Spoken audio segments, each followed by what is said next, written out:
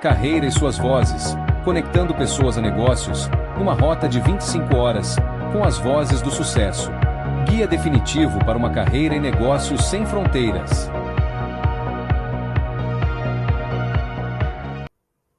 Olá, seja muito bem-vindo, muito bem-vinda ao Carreira e Suas Vozes de hoje. Eu tenho um convidado muito especial. No talk show eu sempre falo de histórias inspiradoras, pessoas que transformam seus talentos em propósito e carreira. No episódio de hoje eu recebo um artista que traz poesia e emoção em forma de música, que é o cantor e compositor Tomás Malherbe. Ele é nascido em Paris, olha que coisa maravilhosa, mas ele tem alma brasileira.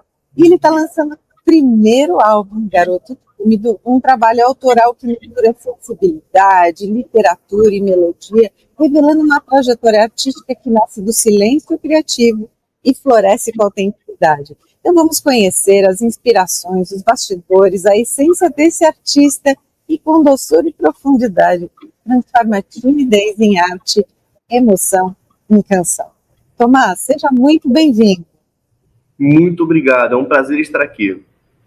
Que gostoso, fico muito feliz, porque eu também sou musicista, sou formada em musicista, fiz uma migração de carreira e eu sinto que mesmo que eu tenha saído da música, a música não saiu de mim, né? Sim, sei bem como é isso. Isso é muito bom. Antes da gente começar, Tomás, eu quero só agradecer aos nossos apoiadores, que são a Tânia Vieira Joias, que traz luxo, qualidade e beleza, a Casinha de Cílios Paulista e a garrafa de água informacional Aquaquanto. Adquirindo pelo meu site, pelo meu link www.claudiacardilo.com.br/parcerias, você também recebe de presente o meu e-book Comunique-se com a Alma. Agora sim, Tomás, eu quero que você conte para o nosso público quem é você e por que você decidiu seguir a carreira de músico. Então, eu sou simplesmente um garoto tímido, né, ao ano do álbum, que sofria muito bullying quando era pequeno. Sofria muito bullying e meio que achou na música uma saída. Por isso que a música realmente ela me salvou. E eu lembro que no momento que eu comecei a tocar, que eu comecei a escrever, que comecei a me apresentar, foi o mesmo momento que eu comecei meio que a conseguir me encaixar socialmente, né? Conseguir fazer amigos, conseguir sair. Porque antes disso, meus únicos amigos eram meus livros. Então, a única socialização que eu tinha era um outro amigo, assim, muito raramente, com meus livros e minha família. E é muito comum, né, Tomás, a gente ouvir falar de bullying hoje nas escolas. Recentemente, o próprio Felca falou isso, né, que ele sofria muito bullying, que ele também era um garoto muito tímido. Eu sinto muito por essa situação que você passou, porque a infância e a adolescência são momentos em que a gente quer viver o máximo possível, quer brincar, quer se sociabilizar, e é um ensaio do que a gente vai fazer na vida como adulto. Fico muito feliz que você tenha encontrado na música a sua essência verdadeira e que ela tenha te trazido essa autoestima, essa valorização do seu ser, da sua doçura, de tudo aquilo que você tem de potencialidade dentro de você. Porque a música, ela faz exatamente isso, né? A gente não precisa provar absolutamente nada para ninguém. É só sentar e tocar, ou é sentar e compor, é sentar e cantar, porque a gente está cantando para frente, né? Você descobriu que a música é o seu propósito e missão de vida? Então, isso aí foi uma coisa bem curiosa, que a partir do momento que eu comecei a fazer música, só tinha um mês, assim, tocando, e eu já sentia que era para ser. Tipo, eu já montei minha primeira banda com um mês, aprendendo a tocar violão. Isso foi já no Brasil ou foi lá? Eu com 14 anos. Mas uma banda de vários moleques de 14 anos, tocando na Lapa, tocando em Botafogo, participando de eventos só tinha adulto. Que legal, você mora no Rio, né? Desde que você veio. No momento eu moro no Rio. Onde é que você nasceu? Eu nasci em Paris, no 13º departamento. E com que idade que você veio para o Brasil? Eu vim com uns 10 anos, mais ou menos. Aí depois eu voltei para lá com 19 e eu voltei agora com 24, depois da Uau, pandemia. que história, né? De voltar sempre para sua origem, né?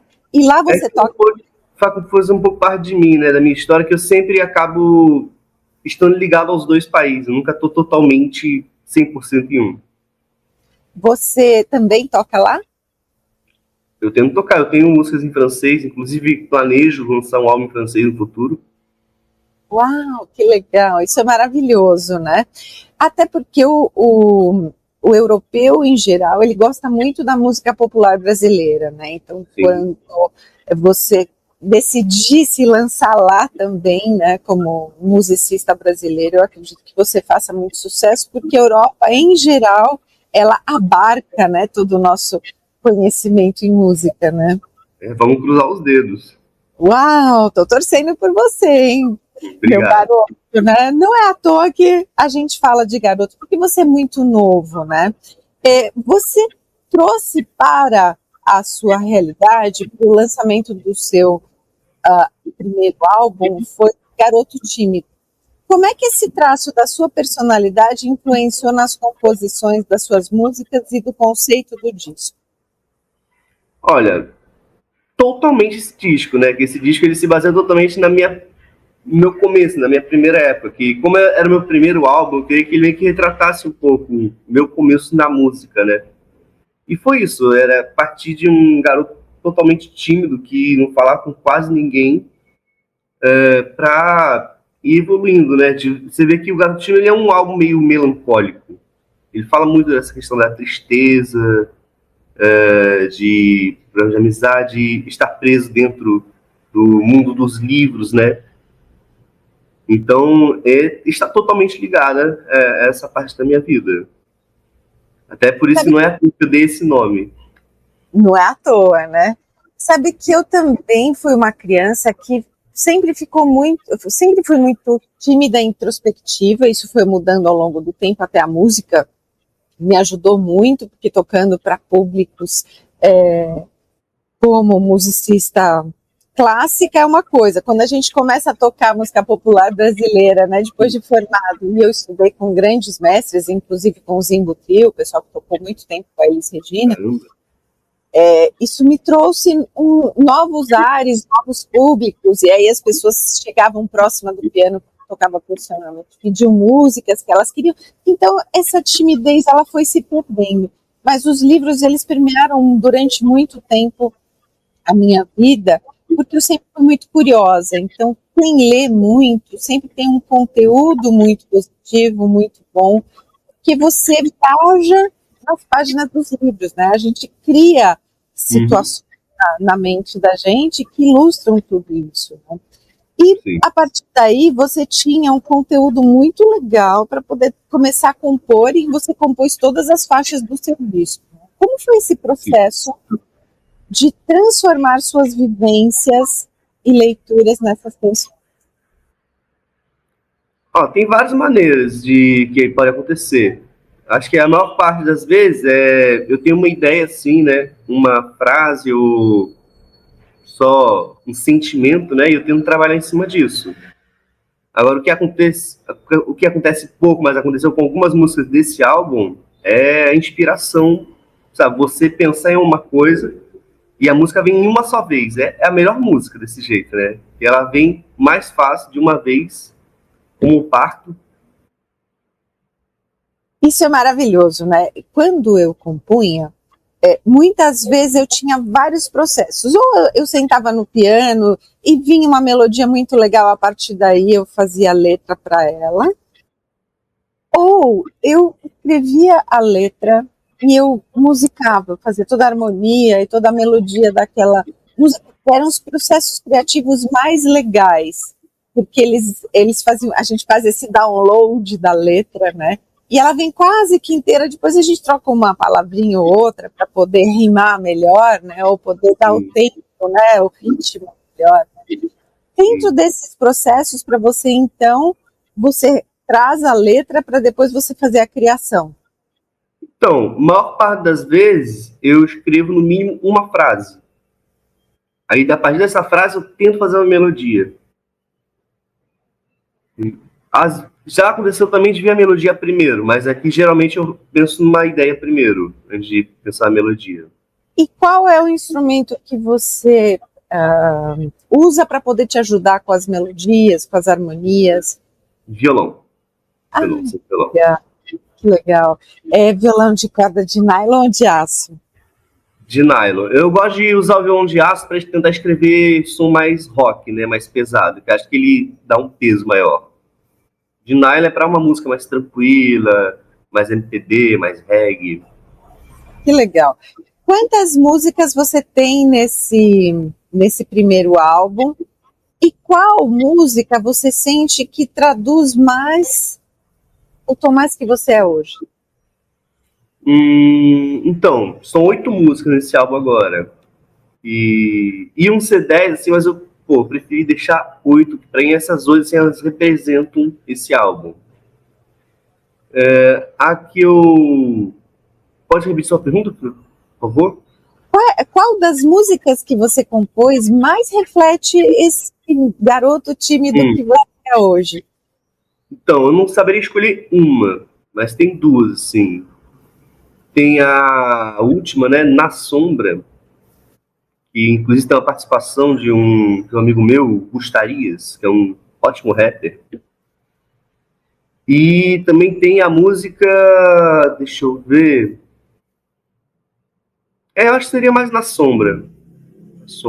Eu gosto da letra dela, acho que me representa ainda hoje. Fala um pouquinho da letra dela pra gente. Então, ela fala um pouco sobre essa questão do artista, né? A pessoa que quer ser artista, apesar de todas as dificuldades, que toca na rua, na sombra, né? De noite, que ninguém quer ouvir, mas meio que eu já toquei muitos anos na rua, em Paris. Eu até, durante um tempo, eu vivia só disso, só de tocar na rua. E meio que me marcou muito essa época. Eu vi que quem é artista de rua não tem a vida fácil, realmente. E ele tem que lutar contra o frio, calor. Só para a gente contextualizar que lugar de Paris que você tocava, aí você continua falando sobre a letra. Eu tocava lá em Montmartre, principalmente. Na praça de Montmartre, que legal, né?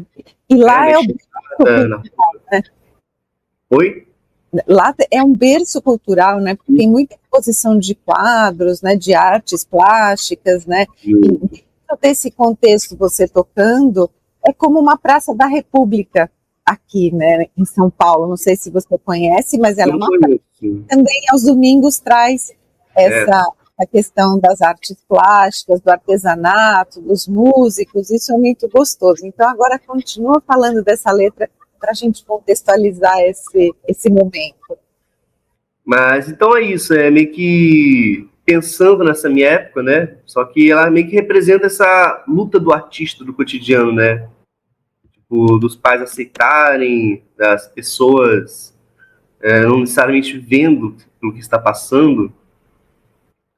Mas é isso, acho que depois melhor deixar aberta as interpretações depois para cada um. Mas eu gosto bastante dela. E essa música, quando você toca, quando você interpreta ela te arrepia? Aquela música que você fala, nossa, essa música me representa mesmo. Eu acho que sim, que até eu gosto de músicas mais ritmadas, né? E a maior parte desse álbum ficou um pouco mais calmo, porque justamente essa época. Mas eu gosto de músicas mais ritmadas, então eu acho que quando começa já o ritmo dela, eu já fico animado.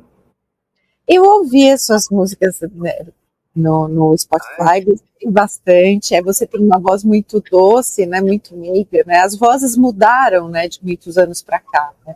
Porque antes as vozes elas eram muito impostadas, né, na música. Hoje eu percebo que as vozes são mais genuínas, são mais naturais, né, representam mais o que a pessoa é. Né?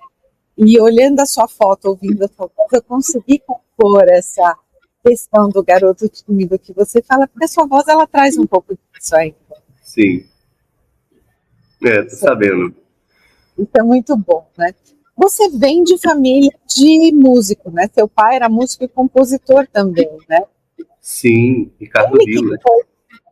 foi ele quem foi a grande referência para você, o Ricardo? Olha, ele foi sempre uma pessoa que me apoiou muito sempre, desde o começo. Desde o começo que eu comecei a aprender violão, ele já foi e comprou um violão de presente de aniversário. Mas eu demorei muito para querer aprender a tocar, infelizmente. E meu pai sempre tentou me ensinar desde muito cedo a tocar, só que ele tentava forçar, né? Ele tentava botar minha mão no violão e falar, aprende aí.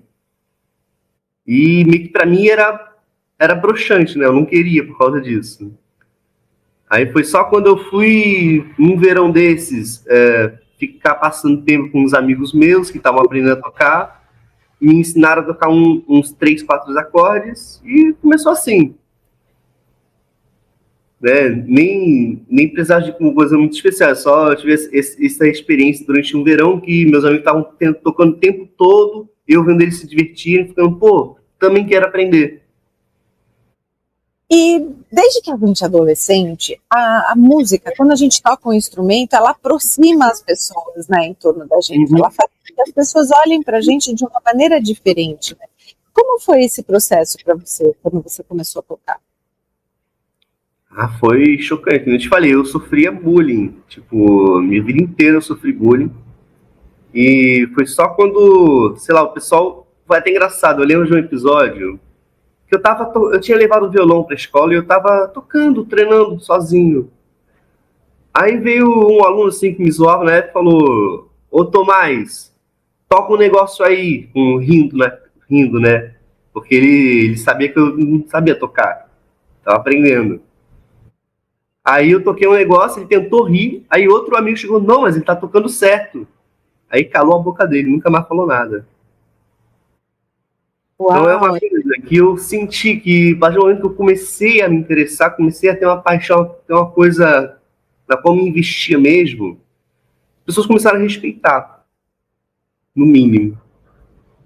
Uma coisa que eu sentia que eu não tinha antes. Então seu pai ele só não tinha didática para te ensinar, mas ele estava no caminho certo, né? Ele estava te Estava sempre me apoiando. Que legal. Você faz parte da geração Z, né? E a geração Z, ela não se interessa muito pela música.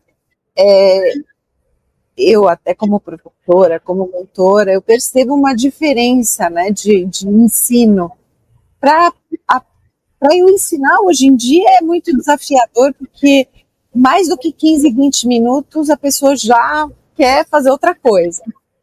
Quando você senta para tocar, você percebe que você passa mais tempo? Como é que funciona isso? Mais tempo no que você está falando? Mais tempo estudando, mais tempo relaxando, sem se importar com as notificações do telefone, sem se importar com o WhatsApp subindo, mídias sociais. Depende da maneira que eu estou tocando. Depende se eu estou tocando músicas, né, que eu conheço, ou se eu estou improvisando. Se eu estou tocando uma música, acabou a música, eu já estou no celular, assim. Mas eu improvisando, posso passar bem uma hora e meia, assim, tocando, sem olhar para nada. Porque eu percebo que antes era mais assim, as pessoas se concentravam mais no que elas estavam fazendo do que hoje, né?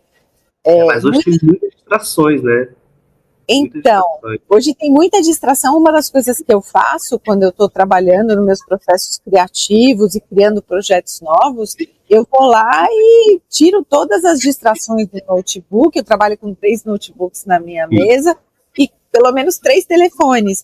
E eu desligo tudo, eu muto tudo para que eu possa realmente ter aquele momento só para mim. Porque se cada vez que eu estou me concentrando, desenvolvendo uma linha de pensamento, né, usando toda aquela sensibilidade, todo aquele background que eu tenho por trás de mim, eu for me distrair, realmente isso me atrapalha. Então, eu te perguntei, porque hoje as pessoas elas fazem 10 coisas ao mesmo tempo, muitos conseguem se concentrar, mas outros não, né? Mas também a tendência hoje em dia é as pessoas prestarem cada vez menos atenção. Você vê até com as redes sociais, TikTok, Instagram, vai diminuindo o tempo de atenção. Exatamente, né? Até os videozinhos, eles são cada vez mais curtinhos, né? O Instagram está tentando mudar um pouquinho isso, né? Fazendo com que os criadores de conteúdo possam colocar mais conteúdos para que o algoritmo entenda que os vídeos deles vão subir mais. É um processo de aprendizagem também que nós estamos passando, né? Porque tudo que é novo, a gente precisa interiorizar para poder viver melhor, né? Você tocou com músicos conhecidos já? Ou você fez parte de bandas conhecidas? Como é que foi essa sua vivência na música? Olha, bandas conhecidas não fiz parte. Eu já tive 2 bandas, sim, 3, vamos dizer, mas é assim, uma só que realmente deu certo, estava quase se lançando, assim, quase ficou profissional. Mas acabou dando problemas porque meio que num show ruim saiu o baterista, o vocalista e o guitarrista. Nossa, você ficou sem banda. Fiquei sem banda. Aí foi aí que eu fui para Paris. E lá você tocou com alguém conhecido, porque os músicos de rua lá fazem muito isso, né? Você está tocando na um músico renomado passa por você e faz uma jam session com você no meio da rua, né? Isso é muito legal, né? Olha, eu nunca tive essa experiência. Talvez eu tive, eu não sei, porque eu fazia muita roda, né, de música, muita jam. Aí eu talvez não tenha percebido. Mas, eu gostava muito de Paris. Lá eu vi que é um lugar que é muito fácil você se apresentar. Que tem muitas cenas abertas, tem muito músico de rua, né? Tem muito evento de novos artistas, para apoiar novos artistas. Então eu sinto que aqui no Brasil tem, mas um pouco menos. Acho que podia ter mais, né? Eventos para ajudar novos artistas. Eu tenho visto que de uns 3 anos para cá, ou 4 anos para cá, quando começaram esses grandes shows aí aqui em São Paulo, de Interlagos, né, no Rio, em outros lugares, eu não sei se você já veio para alguns shows desse, né, como o próprio Lollapalooza, que trazem muitos nomes. Sempre quis ir, mas eu sempre achei um pouco caro, né? Mas tenho vontade. Ele foi um dos precursores nesse sentido. Eu também acho que a música ela podia ser mais democratizada, os valores poderiam ser menores, mas lá você tem vários palcos multidisciplinares, cada um tocando um estilo de música diferente, e isso é muito positivo, porque estimula várias pessoas. O pai e a mãe gostam de ouvir uma música, levam a filha, acompanham a filha no show e ao mesmo tempo já podem seguir para o show que eles querem assistir, porque a filha quer ver pop, quer ver funk, e eles estão lá vendo rock, ouvindo rock. Eu acho que isso é muito positivo, né? Mas ainda a gente vê que e percebe que o mercado ele fica muito nesses shows que são sazonais, né, aqui no Brasil. Uhum. Precisaria ter mais aberturas. Houve um tempo em que existia muita música nos parques, as próprias prefeituras elas levavam música uma vez por mês aos parques. Depois da pandemia, tudo ficou mais concentrado nesses shows grandes aí que você falou que são caros. Uma pena. É uma pena, eu também sinto dessa forma, porque São Paulo tinha vários festivais de jazz, que eu amo jazz, gosto muito. Agora, já se fala em trazer o jazz de novo, o próprio Senac já tem o movimento Senac Jazz, então isso é muito positivo. A gente precisa de várias tribos, né, de origem musicais para continuar florescendo os artistas, né? E quando você decidiu ser músico profissional, você contratou um profissional para fazer a produção musical, né, que ficou a cargo do Rodrigo Campelo, é isso? Que já trabalhou em vários nomes consagrados da MPB. Então, o trabalho com o Rodrigo foi ótimo, foi maravilhoso. E ele é um cara show. O Rodrigo é show. Eu adorei trabalhar com ele porque, primeiro, ele é um ótimo músico, né? Um ótimo guitarrista, ótimo violonista, tudo. E ele é cheio de boas ideias. Ele faz uns arranjos que eu tinha a impressão que conseguia ler na minha mente, né? Que eu falava uma frase para explicar o que eu queria, ele entendia. Então foi uma ótima experiência trabalhar com ele. Sintonia total, então. Total, total. E o que mais te marcou nessa parceria? Bom, vou dizer os solos. Os solos. Pode dizer com certeza os solos. Os seus solos ou os solos dele, do Rodrigo. Acho que foi uma coisa... É que eu não sabia que ele era um guitarrista tão bom. Eu pensava Isso. que ele era um guitarrista que segurava as pontas, assim, profissional, mas pô, ele toca muito bem. Impressionado. E isso ele trouxe uma identidade musical diferente para aquilo que você já tinha composto? Sim, bom, ele que fez os riffs que eu achei super marcantes. Principalmente o da música Coração Frio. Para mim, melhorou a música 1000 vezes.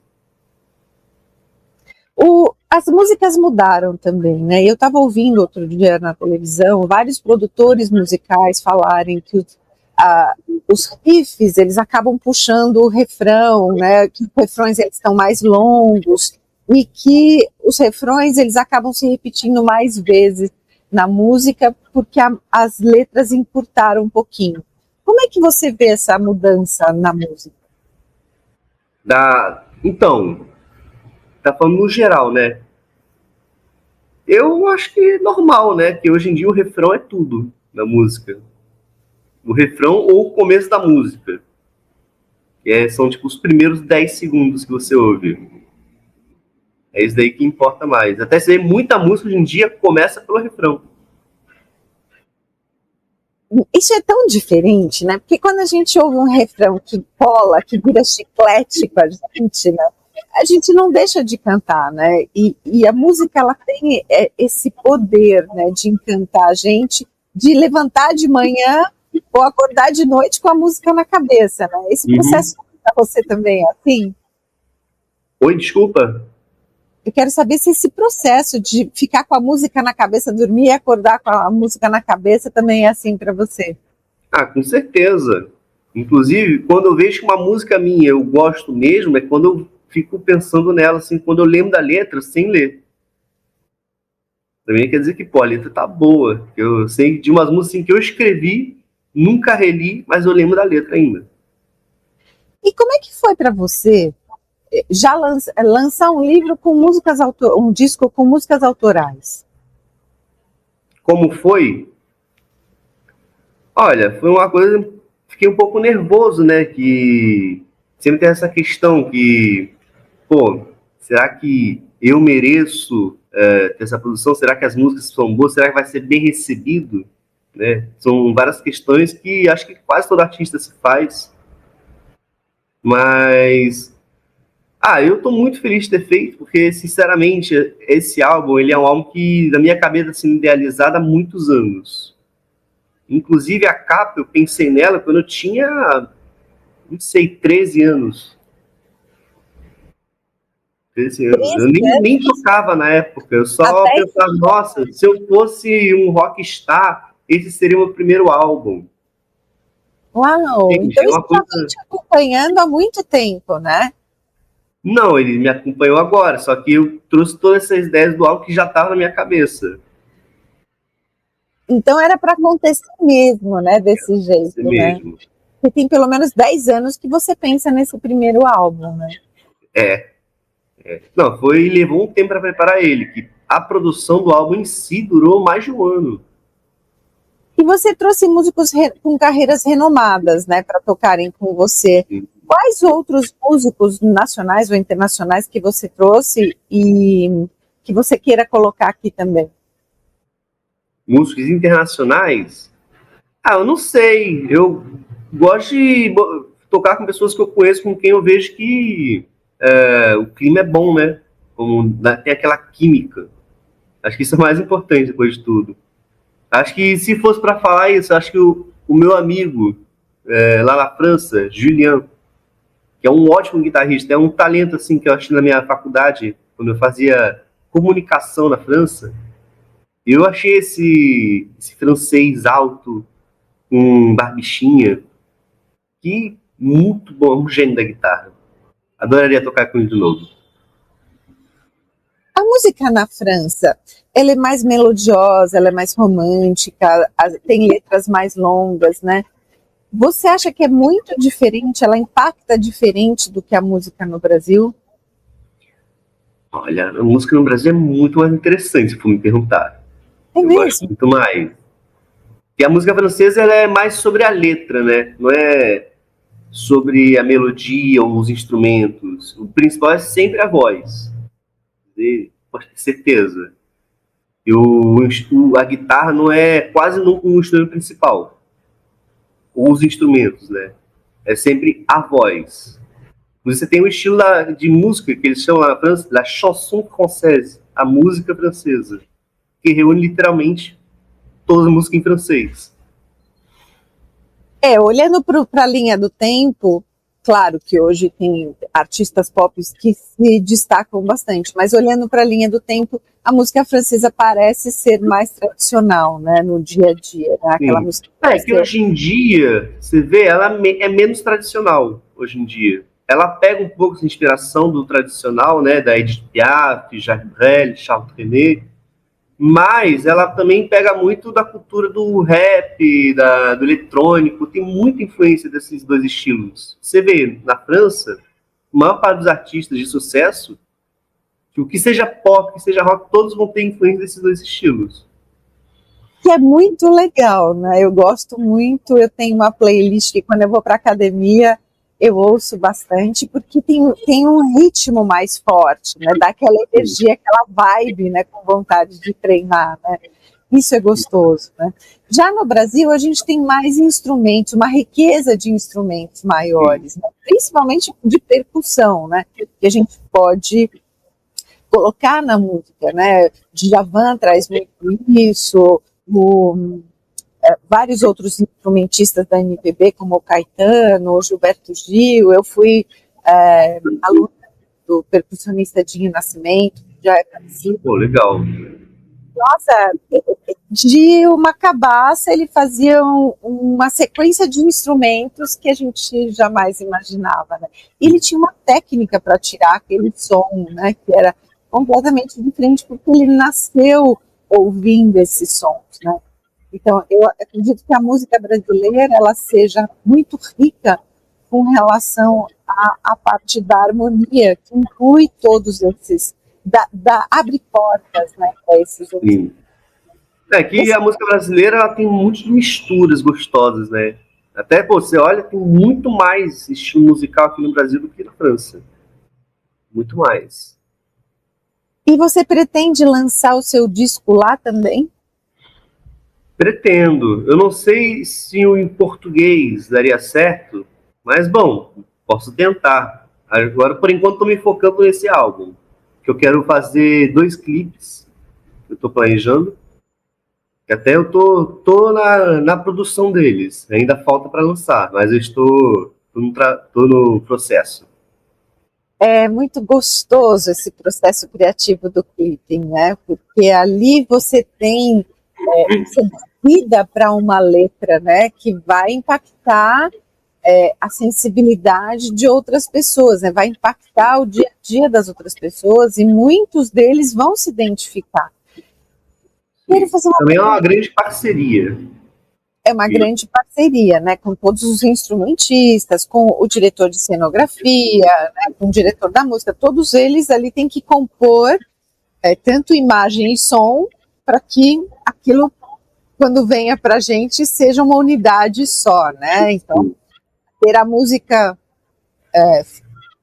mostrando aquela imagem, né, e vindo de fundo.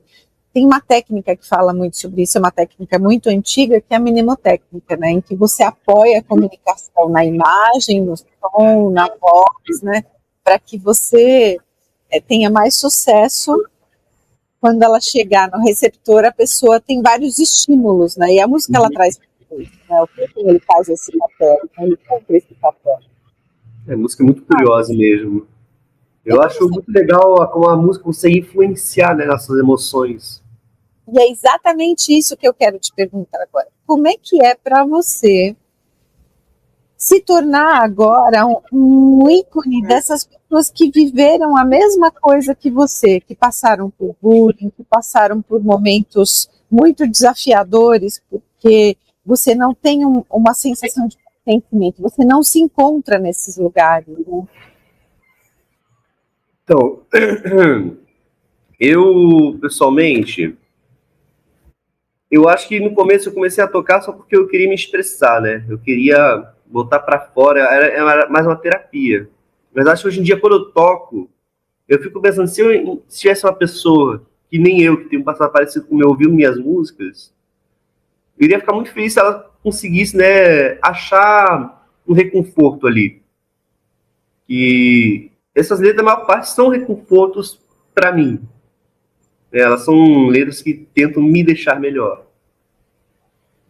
Então, se alguém conseguisse se encontrar nelas, eu ia ficar muito feliz. Eu acredito que não é se alguém conseguir, né? Quando alguém conseguir, porque o se é uma condição muito pequena e a gente vive num país muito grande, principalmente no momento em que se fala muito de saúde mental nas escolas, saúde mental no trabalho, e o bullying é uma das questões que a gente precisa combater. É que eu sou pessimista. Não pode ser pessimista, muito pelo contrário, porque você pode estar levantando uma bandeira aí em que seja muito positivo você poder também chegar com a sua mensagem para as crianças e para os adolescentes que se sentem exatamente como você se sentia, né? Entendi. Não, Então, realmente. é muito positivo, né? Poder levar para as escolas. Imagina você chegar numa escola hoje, fazer um show para aquele monte de adolescente, tá? Isso é fantástico, né? Não, ia ser show de bola. Então, pensa nisso, né? Porque o álbum, ele tem essa, eu que já ouvi, né, ele tem essa atmosfera muito intimista, né? Que revela, ao mesmo tempo, toda a tua força e a intensidade, porque você tem que ter muita força para colocar tudo isso numa música depois de ter passado por tudo que você passou, né? Eu não sei se é força ou se é só sofrência.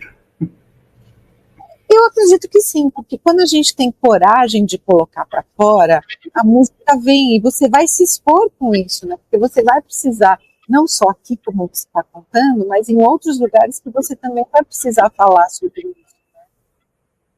Sim, realmente. E me conta uma coisa, a gente estava falando aí da nossa paixão pelos livros, né? Como é que foi sair dos livros, do violão, do quarto, para poder apresentar todo esse repertório agora, principalmente para o público? E como é que foi a primeira apresentação que você fez? Então, como eu te falei, né, eu ficava preso nos livros, os livros eram meus melhores amigos quando eu era pequeno, estava sempre lendo. Acho que funcionou assim, a partir do momento que eu comecei a tocar, eu comecei a não sentir que eu precisava fugir para os livros, né? E antes eu ia ler um livro, eu queria sair do meu mundo, eu queria entrar no mundo do livro. Entende o que eu quero dizer? Era literalmente, eu queria fugir da realidade. Aí quando eu comecei a tocar, eu senti cada vez menos essa necessidade. Eu comecei a ler, é um pouco triste, mas eu comecei a ler menos depois de começar a tocar. Porque eu não sentia essa necessidade de escapar. Hoje em dia eu ainda leio assim, mas com um ritmo de leitura totalmente diferente. Na época eu lia 200 páginas em um dia. Uau, isso é um livro inteiro praticamente. Então, eu lia muitos livros inteiros em uma noite. Hoje em dia eu leio 200 páginas em uma semana. A vida vai criando prioridades para a gente e a gente tem que se adaptar, porque isso faz parte, né? Se a gente ficasse a vida inteira fazendo a mesma coisa, seria muito chato, não é mesmo? Sim. Mas eu acho que é bom no final, porque eu acho que a razão pela qual eu lia não era tão saudável. Então, me ajudou na época, né, como escape, mas acho que, é melhor viver a vida, né, do que ver ela através das páginas. Exatamente, né? Eu sempre falo isso, né? Enquanto você vive a vida, você está lá fora, tudo tem cor, tem cheiro, tem vento, tem sol, tem chuva, tem desafio, tem trânsito. E quando você vive só para uma vida mais intimista dentro de um quarto ou dentro de uma casa, você perde tudo isso, né? A gente sabe que por causa de ansiedade, depressão, burnout, as pessoas estão se voltando cada vez mais para dentro das suas casas. Mas é natural esse processo inverso, né? Eu acho que o mundo é muito grande, o mundo é muito bonito para ficar preso em casa. É só isso. Minha mentalidade na vida virou essa. Que eu quero explorar o mundo, eu quero conhecer, ter experiências, quero viver. E tem uma curiosidade.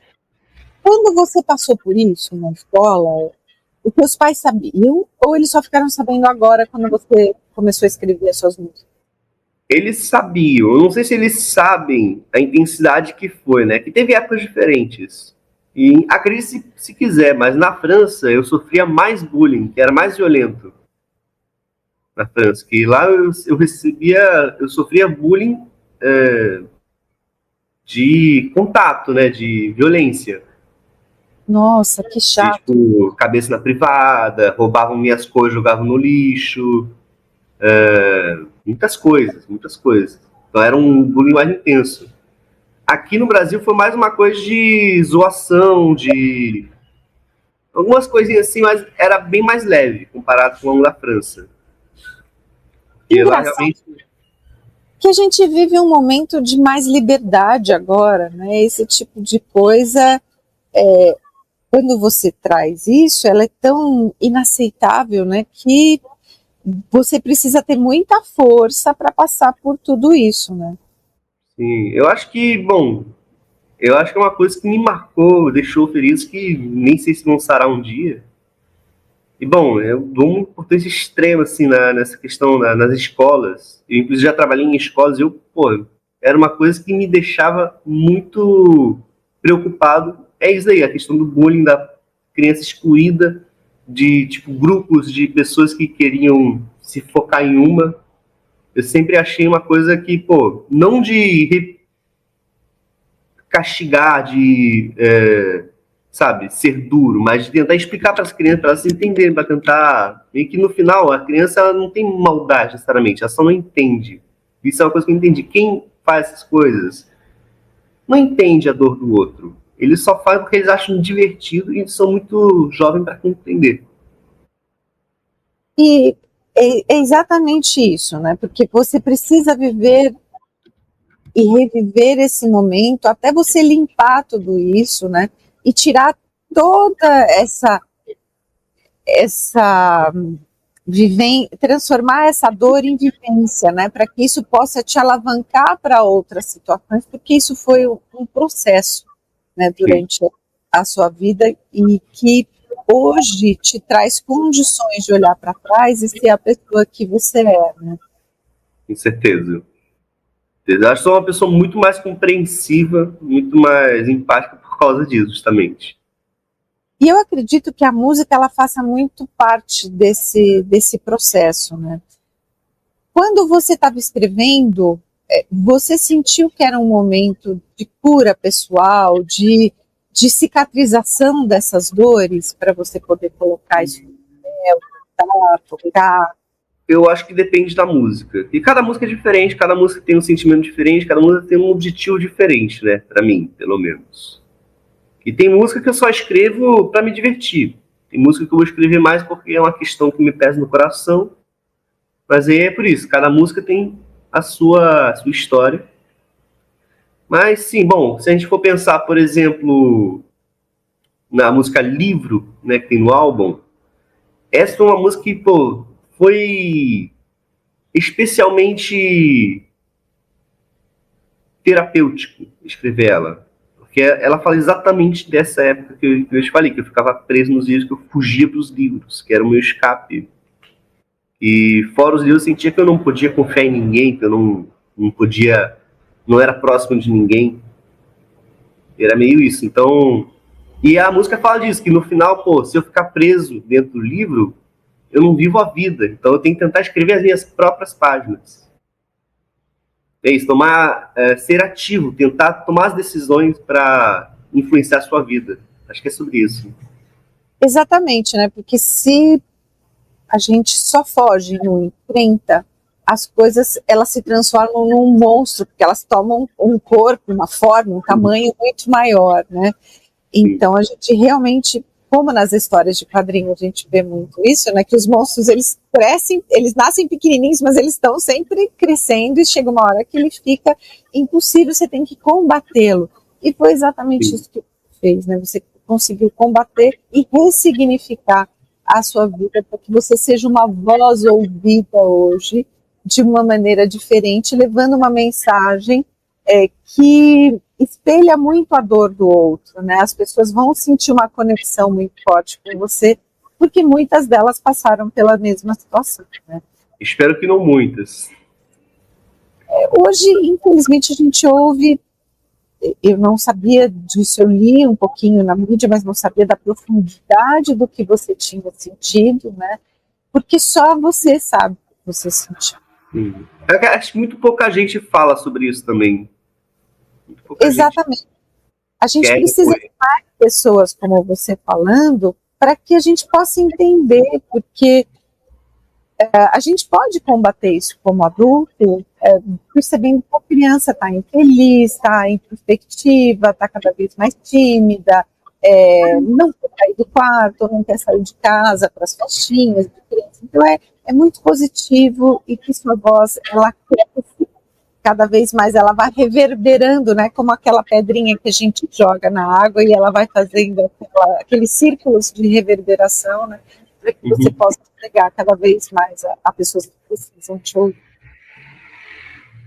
Durante esse processo de realização do seu álbum, houve algum período mais desafiador, que foi na conexão com os músicos, ou foi colocar isso numa partitura para você poder levar a música? Teve algum momento mais desafiador? Durante a produção do álbum, você está falando? Exato. Eu acho mais desafiador, deixa eu ver. Olha, eu acho que falar com os músicos foi fácil até, porque quando o músico é profissional, quando ele está acostumado, né, quando tem experiência, ele consegue pegar as coisas rápido, ainda mais quando rola uma conexão. Mas o mais difícil para mim, com certeza, foi gravar as vozes, eu diria. Gravar as vozes, porque eu não sei o que tem, mas gravar eu acho muito mais difícil do que tocar, porque eu tocando consigo tocar a música assim perfeitamente, mas gravar você tem que prestar atenção em cada errinho, cada detalhezinho, e eu fico nervoso gravando, até sozinho em casa. Aí eu tenho que fazer vários takes, então eu acho que a voz é o mais difícil.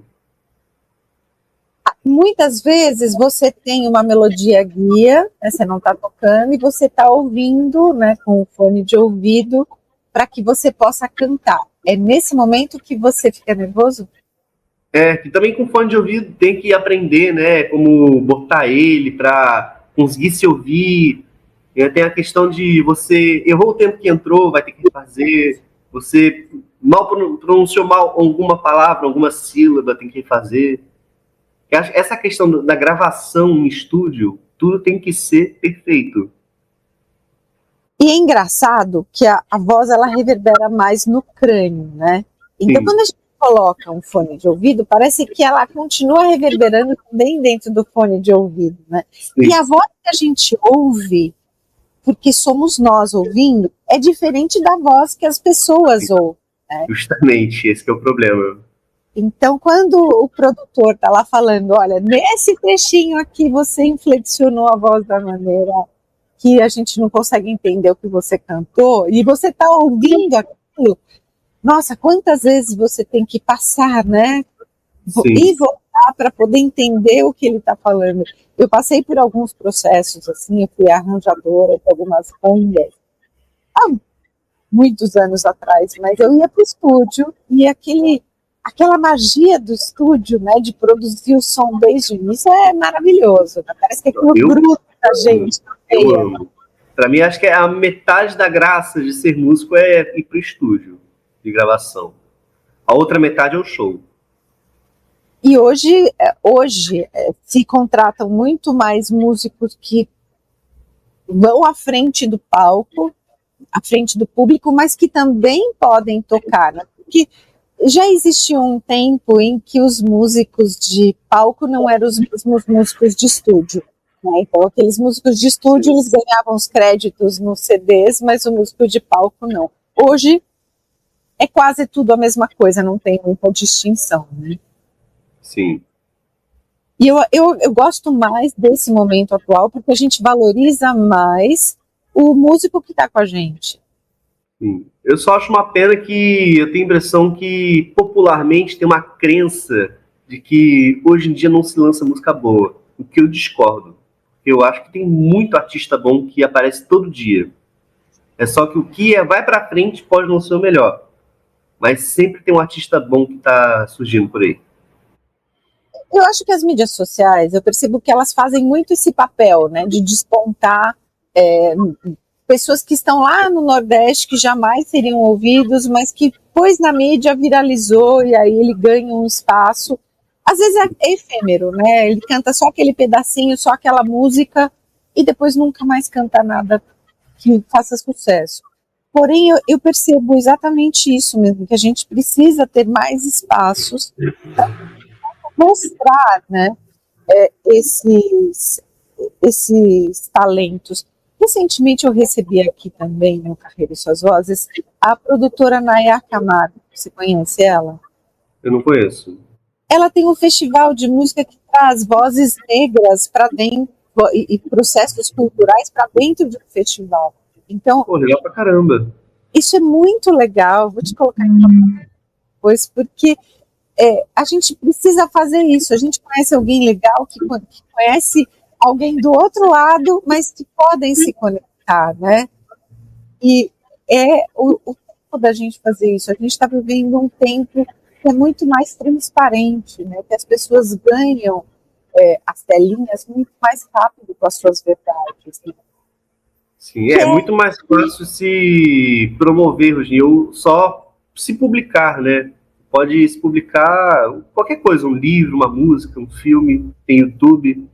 Então, hoje em dia você pode ser o criador, né? Exatamente, eu quero saber de você. Como é que é para você abrir a telinha e começar a gravar e fazer um short no YouTube, assim, do nada? Então, não consigo fazer do nada. Eu não sou de redes sociais, eu só criei redes sociais para promover música, só. E senão eu não gosto muito de redes sociais, honestamente. Mas eu acho que elas são uma ferramenta indispensável hoje em dia para o artista. Mas, assim, eu tento postar coisas, mas aí quando eu posto é uma coisa que eu penso muito, mas eu não consigo ter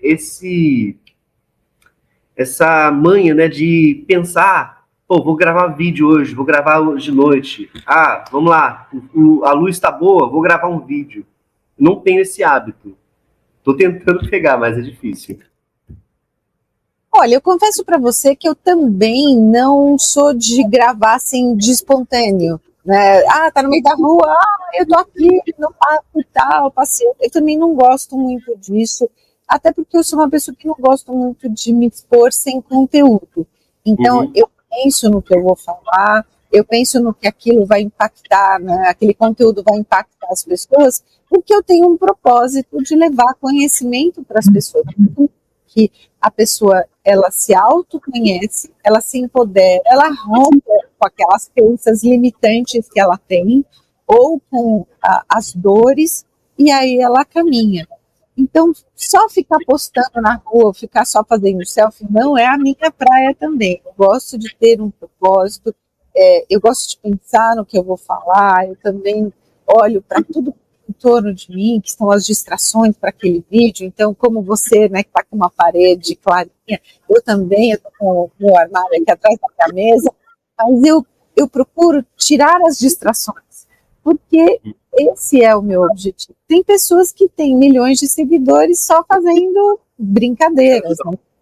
Distração, né? O entretenimento fácil, barato, rápido, né? Não é o Mas eu acho que esse é o caminho hoje em dia, né? Quanto mais fácil, mais barato e mais idiota for, melhor vai funcionar. Porque as pessoas... E rede social é assim. E rede social é assim, as pessoas, elas querem coisas curtas, porque elas acham que elas não têm mais tempo, mas quem faz o tempo da gente é a gente mesmo, né? Sim. Exatamente. A gente está chegando no final da nossa entrevista, estou adorando conversar aqui com você, está sendo muito agradável a gente poder falar de música, do teu processo de criação, de o que foi que despertou o teu processo de criação. E eu queria saber de você, se ser filho de uma mulher francesa e pai brasileiro, crescendo em duas culturas que não são complementares, porque elas são completamente diferentes, se essa mistura cultural, ela influenciou no seu som, na sua identidade artística? Totalmente. Totalmente. Eu posso dizer que eu nunca me sinto 100% francês nem 100% brasileiro. Eu gosto de dizer que eu sou francês no exterior, brasileiro no interior. Mas é por isso, sempre, que nem eu te falei no começo, eu sempre estou entre os dois países. Sempre que eu estou em país, eu estou pensando no outro. Eu estou no Brasil, eu quero estar na França. Eu estou na França, eu quero estar no Brasil. Então é uma coisa que é bem complicada nesse sentido. Mas se não dá música, eu acho que também a música francesa me influenciou bastante, tipo, principalmente Edith Piaf ou Trio, que é um grupo de reggae francês. Eu acho que me influenciaram bastante. Mas as minhas maiores influências, com certeza, é Renato Russo, rock brasileiro dos anos 80, bossa nova, samba, é muito mais isso. Francês é tipo 20%. E a música dos anos 80, ela tem um poder muito... Música dos anos 80, 90, ela tem um poder muito forte, porque ela traz uma mensagem muito forte, né? A gente estava vivendo um momento, saindo da ditadura, entrando na democracia, então, aquele momento era o momento das pessoas se apropriarem do que elas estavam vivendo, né? Então, é muito forte. Eu percebo quanto marcou a vida das pessoas, porque todos que viveram naquela época, meus pais devem lembrar as letras até hoje, principalmente seu pai, né? Porque foram letras muito fortes, as letras do Cazuza, principalmente, do Barão Vermelho, do Renato Russo, e todas aquelas bandas de Brasília, né, elas traziam muito isso, né? Quem eu sou, o que eu faço aqui no Brasil, qual é o meu papel, posso mudar a situação. Então, elas vinham carregadas dessa mensagem de força, de coragem, né? Vamos viver um Brasil melhor. Eu gostava também muito, bom, principalmente do Renato Russo, eu gostei muito. Foi o primeiro roqueiro que eu conheci brasileiro, né? E eu gostava muito que é tipo um cara normal, né? A cara dele é tipo um professor de faculdade. E, mas o cara é um rockstar. Um rockstar com óculos, que não parece necessariamente um rockstar. E acho que isso me pegou muito, assim, no começo, sabe? Que aí mais a voz dele, poderosa, com aquele grave, que eu adoro o grave dele. Mas, eu acho que isso daí foi o que mais me influenciou no começo, assim. Foi essa coisa que eu vi que era uma coisa muito mais a mensagem do que a imagem em si. Era mais sobre a letra, sobre a musicalidade. E foi uma coisa que, as bandas brasileiras têm tanto som diferente. Tem, tipo, Charlie Brown Jr., você vai ter Cássia Eller, né? Você vai ter Blitz. Tem tantas sonoridades diferentes. É uma coisa muito divertida, eu acho. É muito legal isso, né? Essa multidisciplinaridade dentro da música. Quando você está escrevendo, você pensa em português ou francês na letra? Principalmente em português. Às vezes vem em francês, assim, mas principalmente em português. Eu acho que a gente falei, eu comecei a tocar aqui no Brasil. Minha iniciação à música foi com músicas em português. Foi bem isso. Então, por isso que quando eu escrevo, geralmente é em português. Minha língua, que eu penso na minha cabeça, é português hoje em dia. Quando eu era pequeno era francês, mas hoje em dia é português. E quando você vai para lá, você continua pensando em português também? Ou você vive...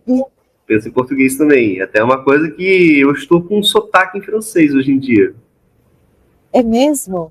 É que eu hesito nas palavras, né? Não vem tão fácil. Porque até na França eu tenho muito mais amigo brasileiro do que francês.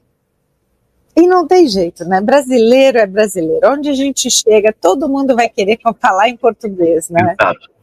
É engraçado. E eu tenho a impressão que o europeu é muito frio, né? Muito frio, quando você conversa. É difícil fazer amizade. Por isso eu tenho alguns amigos franceses, mas a maior parte dos meus amigos é quase tudo brasileiro, que é muito mais fácil socializar. Que legal, isso é muito gostoso, né? Então vamos lá, eu quero que você, para a gente poder finalizar a nossa conversa, você fale quais são os próximos passos, além do lançamento do Garoto Tímido, se você já pensa em shows, colaborações com outros músicos, ou se já tem trabalhos no estúdio, quais são os seus próximos passos agora? Então agora eu estou planejando dar alguns shows, nenhuma data marcada ainda, mas estou organizando de tentar participar de alguns eventos, algumas de outras bandas, né, para tentar pegar um público. E senão o projeto principal é a produção de 2 clipes, do Coração Frio e da Música na Sombra. E vão ser 2 clipes totalmente diferentes, né, que são mensagens diferentes. E depois disso, eu penso em talvez gravar um single. Tudo aqui no Brasil. Você vai gravar também? Tudo aqui no Brasil. Eu vou tentar ficar ativo, né? Esse é o plano. É verdade, né? Porque para você começar a se lançar lá, você tem que se fortalecer mais aqui. Exato. Porque minhas músicas são quase todas em português. Eu tenho que fortalecer o público brasileiro onde ir para lá. Exatamente, né? Que legal, que conversa gostosa, desejo muito sucesso para você, agradeço o seu tempo, a sua atenção para poder falar sobre a sua carreira, sobre os próximos passos. Quero que você deixe aqui, por favor, as suas mídias sociais para que as pessoas possam te encontrar também, Tomás.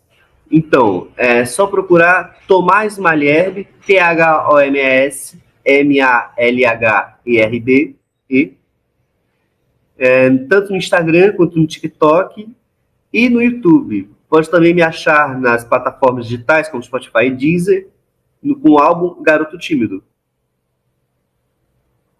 Então, para você que está nos ouvindo, olha lá, ó, a dica dele, hein? Procura nas mídias sociais, nas plataformas, o Garoto Tímido, eu já ouvi e gostei bastante. Tomás, muito obrigada pela sua vinda até aqui, desejo muito sucesso para você, que a sua música chegue em lugares em que você ainda nem imaginou, para que você leve essa mensagem positiva para as pessoas. Muito obrigado, eu que agradeço.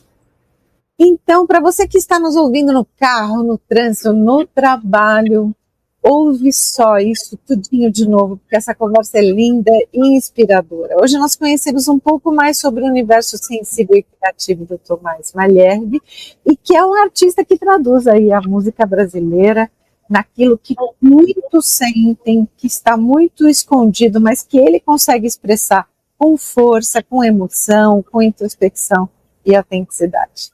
Eu sou Cláudia Cardillo e te espero no próximo episódio de Carreira e Suas Vozes, onde cada voz tem um propósito e toda a carreira tem uma história para contar, não é mesmo? Até o próximo episódio.